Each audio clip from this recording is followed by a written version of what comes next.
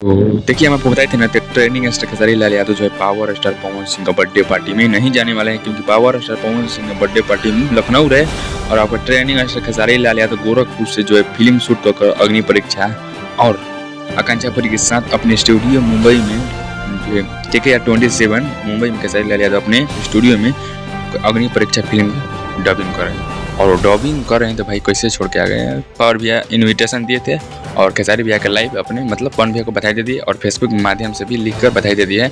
इसी को मतलब है और व्यस्त है, अग्नि परीक्षा फिल्म का डबिंग कर रहे हैं, इसी की वजह से नहीं आए हैं पावर स्टार पवन सिंह के बर्थडे में। हम आप लोग को पल ही अपने न्यूज के माध्यम से बता रहे थे कि खेसारी लाल यादव जो है भैया नहीं आने वाले हैं 2025 में बर्थडे में, पावर स्टार पवन सिंह के बर्थडे में नहीं आने वाले हैं। लेकिन मेरा बात कौन मानता है कि नहीं आएंगे, लेकिन देख लिए 100% अब नहीं आए हैं। कल ये रहती है हम 90% कह रहे थे कि नहीं आएंगे, लेकिन आप लोग मान ही नहीं रहे थे।